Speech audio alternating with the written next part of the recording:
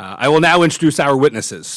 Our first witness here today is my constituent, Mr. Rao Anumolu. Mr. Anumolu is the President and Chief Executive Officer of ASR International Corporation on Long Island in New York.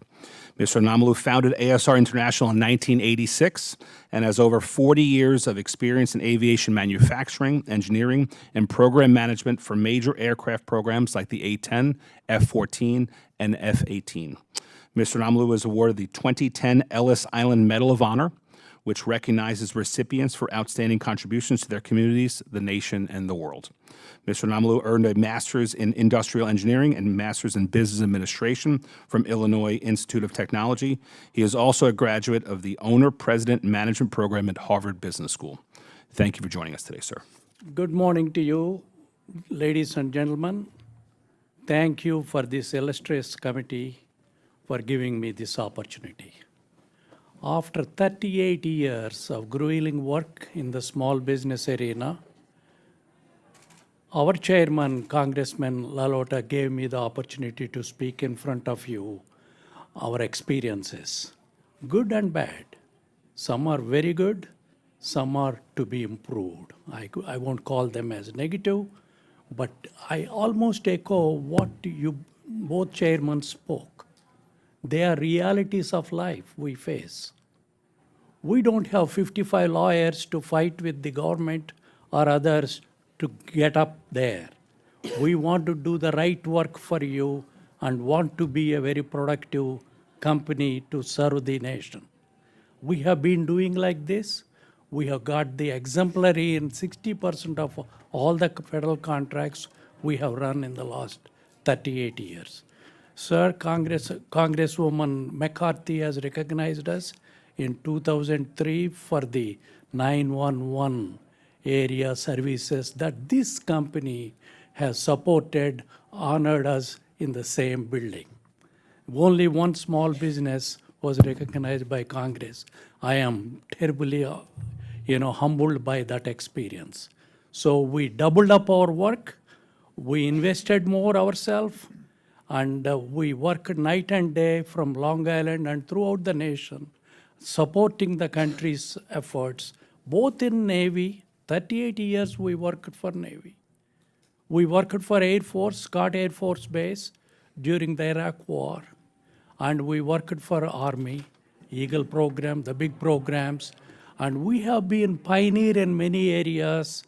And the creativity and the innovative tactics we have engaged or employed have been copied by Chinese. I don't want to tell this loud, but we got patents. We have process patents. I see also somewhere else those process patents. They were first generated in USA. So I just want you to know the level of effort that was put in and the kind of contribution we were able to make as a high technology, knowledge-based company in this country. Now, to this advantage, I want to suggest the contracting officers still gravitate towards big business, which Congressman Lalota has already mentioned. They go and give massive contracts to big businesses, very small contracts to small businesses with LPTA rating, that is lowest cost, technically acceptable. You must recognize that should be abolished from our scene. Lowest cost, yeah, we'll bid lowest cost, true. But technically they say it is acceptable, it is in their perception, they are not getting the quality of the product. This must be understood by this committee and the contracting officers. Very important. The similar things we could have done in a big way as the big business has been awarded, and those contracts gravitate to big businesses. I request, our chairman also brought up, you need team of 30 lawyers and 20 CPAs to fight the battle. We don't have to fight the battle, we fight intellectually. We still win. Don't think we don't win. We still win some contracts. We win against the big business. We won against Rockwell International at Hill Air Force Base on the Minuteman missile. First contract. We won against certain big companies, I don't want to mention it, on our own without any thing. And we got exceptional rating on those things. 60% of our contracts are exceptional ratings. To that we propel forward. This is on the contractual side, there are many improvements they can do from contracting side. One of the preliminary things I would like to suggest is SCA justification. They just randomly throw on the contractors, hey, this is a service contract act, do it your way. Many people vary in their, assumptions of the SCA contract. I think government should fix the norms, give the correct SCA code, and then we all will be on the level playing field, working together the way the contracting officer wants. When will we learn the contracting officer will do the right thing? Most of them do, please don't mistake me. But many have to be trained. That's my request on the contracting side. The other thing I would like to bring up is banking side. We all need funding, no question. As you are doing more work, there is funding needs are there. However, they only tie you in as long as you can provide your house as the collateral or your building as the collateral or the other things. I want them also to think with us, join the people that are serving the nation, understand the business. They should be trained with the small business people. We are willing to train at no cost to the bankers. They are called relationship managers. And they are never trained, they are just released on us like birds and they come and land on us. I request you to do that. Finally, there are other attributes that are involved we will discuss when you are asking us the questions. Thank you very much, sir. Mr. Anumolu, it's great to see you here in D.C. The more Long Islanders in D.C., the better, I say. I think the last time we saw each other was at your workplace when you allowed me to visit about a year ago. Yes, sir. Your testimony, sir, reads like the American dream and what you've done in this great country. Yes. You came here, you studied at top universities, and went on to build a company that's delivered critical services to our military, enhanced our national security, kept our troops safe, all right from Long Island. I was hoping that you can share with the committee what you think, sir, has made that dream possible. Two inspiring things. I found when I came here first, a good study, intellectual penetration into the American arena will allow you to grow properly, bring our families together nicely. And also I have an interest to serve our community. I achieved all those dreams on my own in a modest way. Not in a big way, but modest way. I brought my family well, my children went to top schools, and I am able to serve the community by doing real hard intellectual work. And that's what elevated us. To add to that, Congress also somewhat recognized me right when we did the best things for the Hill Air Force Base and the Iraq War. And since then, we propelled further. 38 years serving in Navy and also winning their contracts against big business with all the odds is what we are fighting. If you can level the playing field slightly, I can tell you the intellectual stamina we are offering will be exponentially greater. The AI contribution we are doing as a company will be enormous. The cost reduction to the US government will be tremendous. We want to achieve those things. We want to feel satisfied when we go home in the night that I achieved something for my nation, for my people, for my house. We love it. Here on the committee, we want to harness dedication, innovation, perseverance. That is what we believe to be the American dream. I think that's a Democrat and Republican principle here. We want to help unleash that everywhere in every corner of America. Yes. We're here today, and we alluded to this in your opening testimony. You're going to tell us some of the tough things you've been through and how sometimes government has made things a little more difficult for you.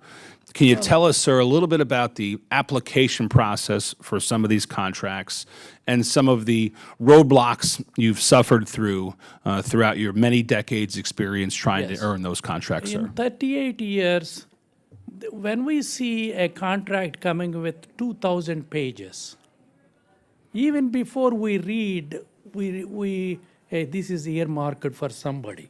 There is a bad word we use in our lingo in the company. Hey, that is set for somebody else. Somebody is there, So we don't even try to bid it. That should not be our feeling when we are willing to spend our valuable time night and day. And there are many contracts that come. All the service, intellectual contracts, I request the contracting officers to try and level field with simple language as your suggestions are coming from both the chairman. If you do it, 50% of the more bids will be there, more competition, and we can beat big business. To my left here is the Federal Acquisition Regulation, 2,000 pages here. Yes, sir. Sorry, we hurt some trees to do this, but I think the point is well worth it to demonstrate to the audience here, folks watching from home, that these regulations, in our view, are onerous. That when Yes, sir. a hardworking, dedicated principal business like you has to apply for a contract, Yes. you have to consult these pages. Yes, sir. My question, I only have about 30 seconds remaining. Yes, sir. My final question is, what would the Plain Language and Contracting Act do for you?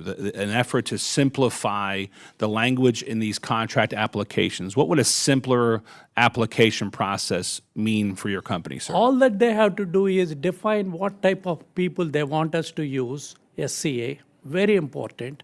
Then tell us, hey, this is what we are expecting as a ultimate objective from your productivity or from our sidrals, what we give to the government, and that's all we need.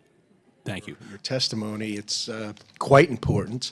It's important to us. It's extremely important to you. So we appreciate your detail and your specifics. I was in business for well over 20 years and engaged in some federal contracting, so I know what it's like. Now, so that was a few years back. Sometimes things get a little bit more regulatory over time, but it's always difficult, right? And we grew as a small business into a somewhat larger business, but it was difficult, right? There was a lot of gambits, a lot of traps, a lot of paperwork, a lot of visits to the different agency that you needed to win the contract from, and all that. But I'd like to focus on what was unfair, particularly for small business, because we're all small business advocates. What was unfair, and I'll start with you, Mr. Anumolu. What was unfair, and specifically, what would you like to see us correct?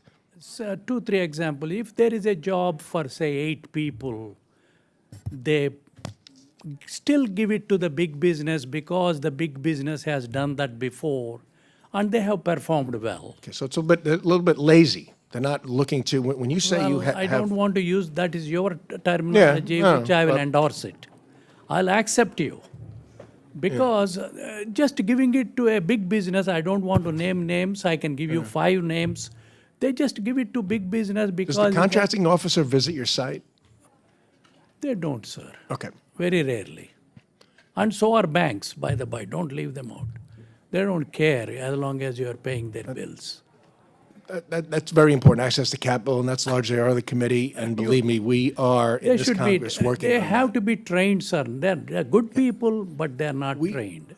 As a former business person, I want to try to make a difference from this. So anything that you can provide us, we will get in the hands of those whom need to see it and where the corrections could be made. That's our role, oversight, not unfortunately Absolutely, sir. implementation, although we can help force that. What would you do if you were a member of Congress to help small businesses? I will, if I'm there, I would certainly take notes of who are the players and where to correct them. I can give you 2-3 examples so that can be made as a universal thing. Plus, I would add one small thing, sir, a team of banker contracting officer and the small business person should be put and trained for, say, 3 days. Thank you. I'm going to join the chairman on the next visit to your place out on Long Island. You must, sir. I am in Thank you, Long Mr. Island Chairman. I yield. University, just to add, I didn't take their permission. I'm trustee there. I can talk to the president and the chairman. Sir, it is open, I can teach them. I am willing to teach that. Thank After you. Our time has 38 year- expired. After 38 years, you should allow me to do that. And as members of this committee, we are very concerned about small businesses, entrepreneurs, and the communities where your firm pays taxes and create jobs. But small business policies are a win-win for small businesses and the government. Can you, any one of you, talk about the benefits of your government customers when we have a robust small business industrial base? Yes, please. We have created several hundreds of jobs throughout the communities. Our business model is create jobs in the community that has awarded us the contract. For example, if I got in San Diego, people in San Diego are hired by us, positioned by them, and we pay them the wages that we derive from that contract. In other words, we are building the local communities. That has been our business model for 38 years. Very successful. Same thing we did everywhere in the nation, not in one place. We are a nationwide company with nationwide contracts trying to help the local community with big wages. Whatever we bid, if I bid with 3%, 2% margins, rest of it is going to my employees. And this is not done by big business overheads or 80%. They pay, less. I don't want to comment that way, but their overheads are bigger than us. Regulations and red tape in government contracting can be a major strain on small businesses, as we've heard all day this morning, but forcing them to redirect their limited resources towards the cost of compliance rather than growing and expanding their businesses. So, Mr. Anumolu, how do these burdensome regulations and complicated solicitations impact your business and your bottom line? Substantially, sir. So we try to avoid them to the extent we can and improvise ourselves to see if we can bid in. We did some bids like that, we did partial success. However, the strain we have to go through is horrendous. But we did it, sir. We have won against big businesses. But that is not the solution. That is what is survival we are doing. Survival techniques, which I learned at Harvard. Mm-hmm. But we have to prepare ourselves to be trained fully to work with plain language contracting, like you mentioned in your opening speech. Okay. And Congressman Lalota also mentioned. They should be simplified. They can be, it is very easy to simplify, sir. I don't know why they don't do it. Because it's the government. They don't understand simple, but we do, and I appreciate your testimony. Thank you, sir. What advice would you give to a small business, either just starting out or an existing commercial firm that is interested in contracting with the federal government for the first time? What advice would you give them? If they want to start off, be prepared to spend 24/7 on this project in a committed way. Otherwise, there will be two losers. One is the person who started the business and also the government.